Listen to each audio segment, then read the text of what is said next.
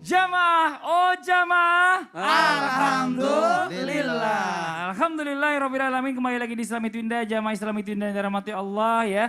Tadi kita udah janji, udah dikasih clue sama Ustadz Maulana. Apa sih kira-kira yang menjadi jawaban dari gimikan tadi teman-teman semuanya yang menjauhkan saya dengan dibisik-bisik. Ternyata di sini jawaban tercepat itu ya ada dan pemenangnya adalah Keanu Mikail. Ini jawabannya sanksi sosial. Oke, selamat untuk Keanu Mikail ya. Semoga berkah uang belanjanya pagi hari ini. Ustadz Maulana tolong dikasih dong. Nah ini dia. Nanti Ada dikirimin sama 200.000 teman-teman ya. buat Terima kasih banyak. Keanu ya. Keanu Mikail. Oke, kita lanjut lagi nih Ustadz Maulana ya. Tadi kita bicara Stop masalah dulu. tentang gimikan. Ini dari Habib bukan dari saya. Iya dari Habib hari ini. Oh iya benar.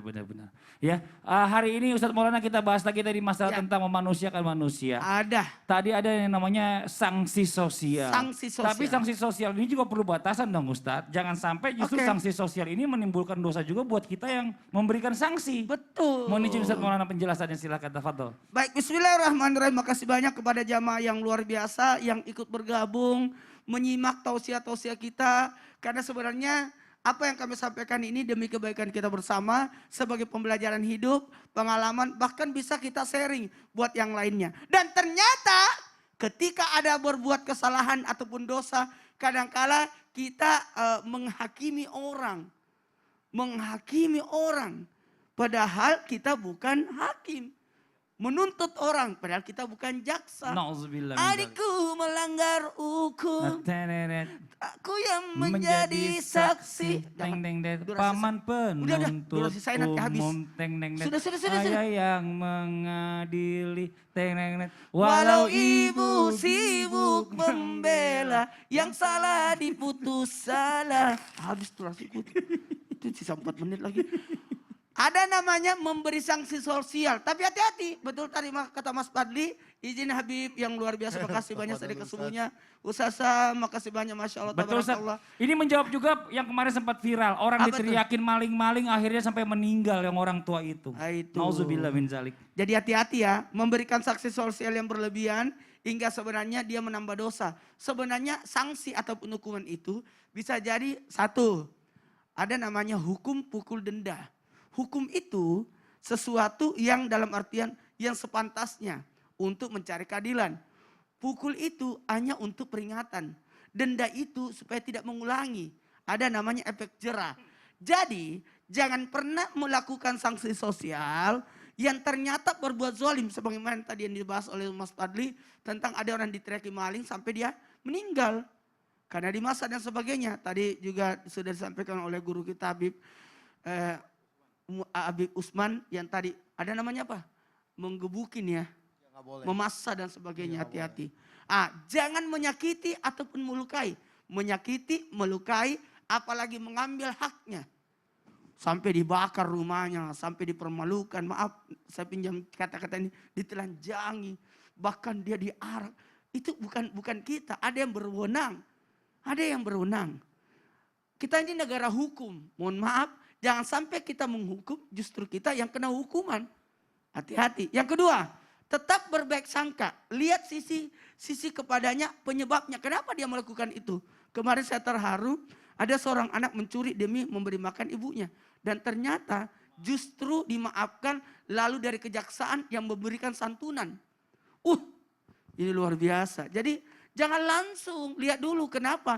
Sayyidina Umar bin Khattab, ketika terjadi musim paceklik, banyak mencuri. Apa yang dilakukan Umar bin Khattab? Apakah memotong tangan?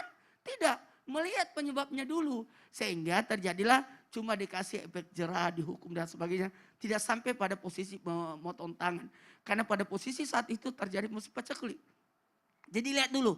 Kemudian yang paling bagus ini batasannya. Jangan sampai kita melakukan sanksi sosial dengan maaf menambah dosa.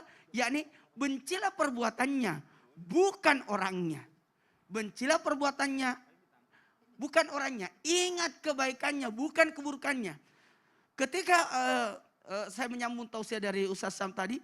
Ketika ada, mohon maaf, Nabi Musa alaihissalam diberitahu oleh Allah. Bagaimana kau bisa berdakwah kepada Fir'aun, sementara yang kau ingat adalah kesalahannya. Cobalah ketika engkau berdakwah, ingatlah kebaikannya. Sosok guru Kalau mengajar, yang diajar muridnya adalah keburukannya, muridnya yang dilihat, tidak jadi mengajar itu. Dinongkot tutup, marah-marahin terus itu murid. Tidak jadi pembelajaran. Jatuh mata pelajaran hilang. Gara-gara dia fokus pada kesalahan muridnya. Tapi bagusnya kita adalah fokus pada kebaikan. Mereka datang untuk belajar, maka kasihlah pembelajaran. Dan ingat, kalau ada masalah, ada sanksi sosial, fokuslah penyelesaian masalah, bukan menambah masalah.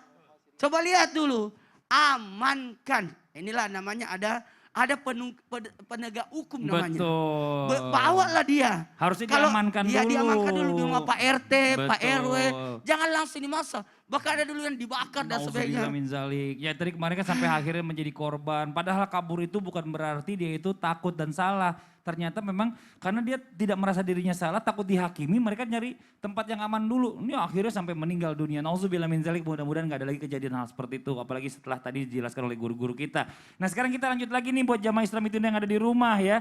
Kalau dari tadi kita membahas bagaimana caranya kita memanusiakan manusia. Nah sekarang kita balik kondisinya. Nah bagaimana seandainya kita nih Bib ya. Justru tidak dimanusiakan manusia. Wah. Kitanya yang jadi korban nih ya. Bagaimana menurut Islam yang diajarkan, apakah kita harus melawan secara frontal ataukah kita diam saja dan tidak melawan? Mana yang lebih baik menurut pandangan Islam? Mohon izin, Beb, penjelasan. Ini tergantung permasalahannya dulu. Kalau gitu. cuma sepele, ya kita jadi manusia harus sabar. Tapi kalau masalahnya lebih luar biasa, menyakiti dan sebagainya, kita harus berdiri. Harus berdiri ya untuk menjelaskan. Ya silakan. Afwan Ustaz Maulana, Mas Fadli, Ustaz Syam. Bismillahirrahmanirrahim. Allahumma salli ala sayyidina Muhammad wa ala ali sayyidina Muhammad. Allahumma ja'alna fi hadzal maqam mubarak wa sa'atil mubarak ridallahu ridha nabiyina Muhammadin sallallahu alaihi wasallam. Amin. Ya Allah ya rabbal alamin. Apabila ada yang menzalimi kita, dia berbuat zalim kepada kita dengan ucapannya, tingkah lakunya, perbuatannya, kita bisa membela diri kita dengan kalimat yang baik, dengan akhlak yang baik, dengan tata cara yang baik. Misalkan contoh nih, dia zalimin kita dengan ucapannya, kamu nih sampunya nggak bersih, percuma kamu di sini. Wah, misalkan domelin, ya Pak, maaf Pak, ya kan. Boleh membela diri, saya udah sapu tadi, mungkin ada yang ngotorin. Kalimat yang baik, berkata-kata yang baik. Kalau misalkan apabila dia terus-menerus masih dizalimin, dan dia menzalimin dengan cara-cara yang luar biasa, maka hindarilah pertikaian tersebut. Karena orang yang hebat adalah yang bisa menahan hawa nafsunya. Orang yang kuat adalah mereka yang bisa menahan hawa nafsunya. Dan orang yang paling hebat di sisi Allah Subhanahu wa taala adalah mereka yang sabar. Innallaha ma'as sabirin. Allah bersama orang yang sabar. Jadi kalau misalkan kita dizalimin atau kita tidak manusiakan atau kita dianggap rendah atau dianggap hina oleh manusia tersebut, maka kita cukup beristighfar, ya Allah, mungkin dosa saya, mungkin ini karena kesalahan saya, mungkin benar dia ucapan dia. Sangkain diri dulu, salahin diri dulu. Karena apa? Kalau kita sudah bisa menyalahkan diri kita, mungkin ada jawaban ke depannya. Apabila terus-menerus dijolimin, nggak ada hentinya. Kuncinya cuma satu, angkat tangan minta sama Allah. Ya Allah, kasihlah saya pekerjaan yang lebih baik lagi daripada yang ini. Ataupun minta doa apa aja, insya Allah kabulkan doanya. Karena doa orang yang terzalimin itu langsung naik ke arasnya Allah dan dikabulkan doanya. Orang yang pintar ketika dizalimin angkat tangan, minta sama Allah. Ya Allah, saya dizalimin hari ini, sakit hati saya ya Allah. Saya dihinakan oleh orang ini, depan orang lagi ya Allah. Ya Allah, saya gak marah sama orang itu. Tapi ya Allah, gantikanlah saya ya Allah.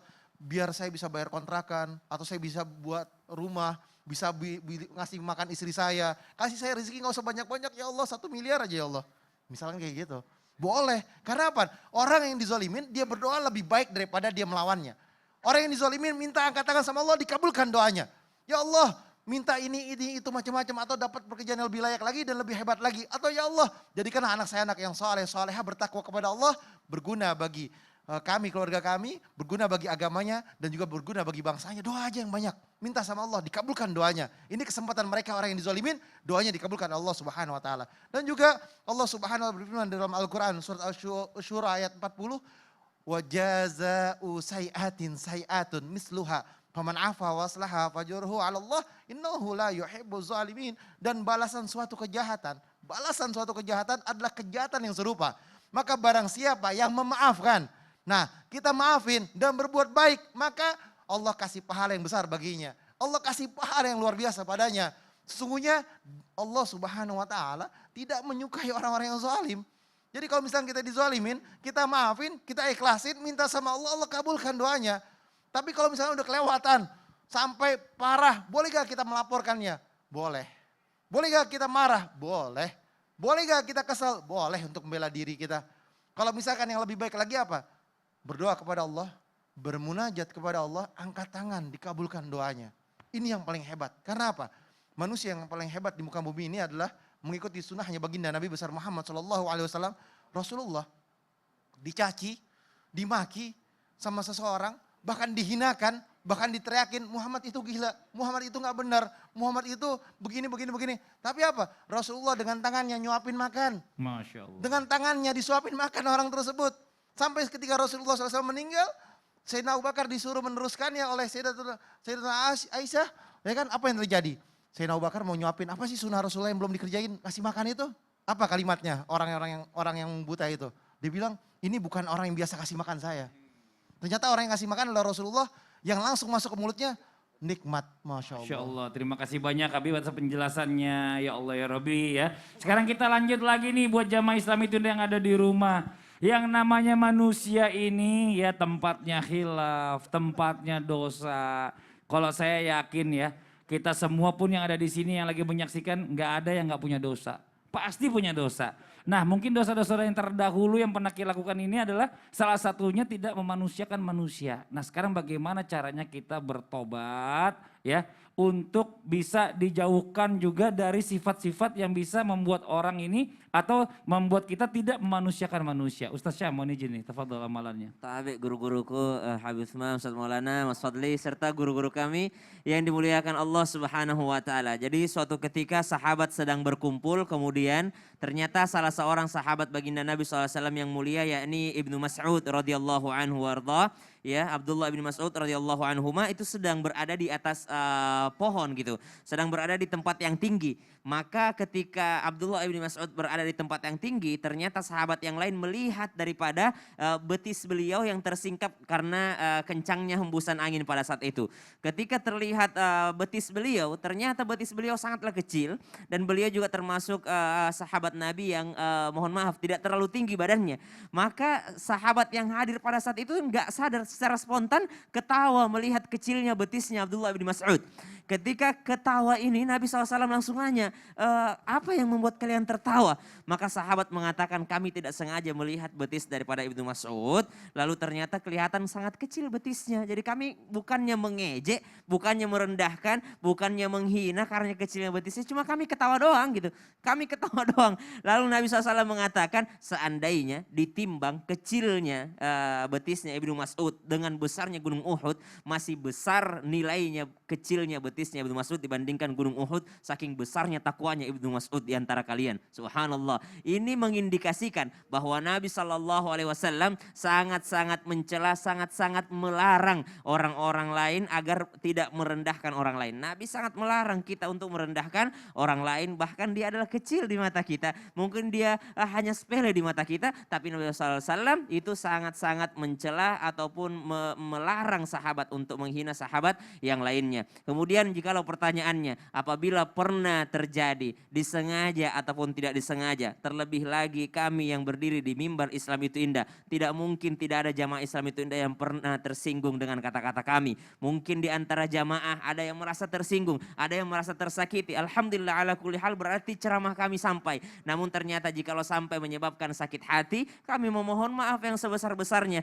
karena kami tidak mungkin mendatangi rumah satu persatu untuk memohon maaf. Maka melalui mimbar Islam itu indah kami pun memohon maaf karena yang paling banyak salahnya adalah yang paling banyak bicaranya. Yang paling banyak salahnya adalah yang paling banyak keluar kata-kata darinya. Tidak mungkin kita bisa mengendalikan, memfilter apa yang keluar daripada mulut kita sehingga mungkin bisa saja pernah menyakiti perasaan jamaah yang ada di rumah. Itu yang pertama, memohon maaf. Yang kedua, mohon ampun kepada Allah Subhanahu wa taala karena ternyata Allah Subhanahu wa taala menciptakan kita namun kita juga punya kesalahan. Maka doa yang utama adalah ketika menyadari diri, introspeksi diri dengan mengatakan Rabbana zalamna anfusana wa illam taghfir lana wa tarhamna lanakunanna minal khasirin.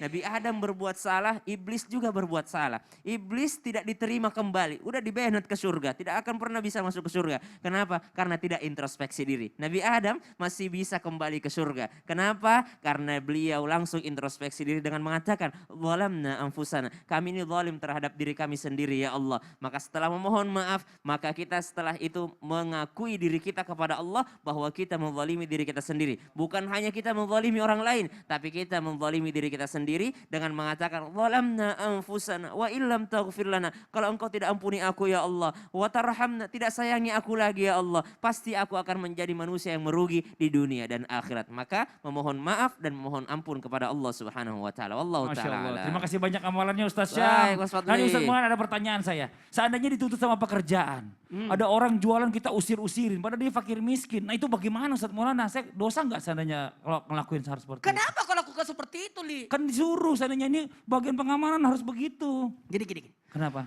Saya sebenarnya harus berada di dua sisi. Kenapa begitu? Mau tahu? Mau. Sisi yang diusir-usir dan sisi orang yang mengusir-ngusir. Oh iya. Mau tahu? Mau. Setelah yang satu ini. Yang di Jangan rumah. kemana-mana. Iya. Kita akan bahas tentang bagaimana kalau kita petugas Petugas. yang mengatur-atur itu. Masya Allah. Setelah satu ini tetap di Islam itu indah. Jamaah. Jamaah. Oh jamaah. Alhamdulillah. Alhamdulillah. Tolong Itu dosa kasih nggak? cepat-cepat. Dosa lah.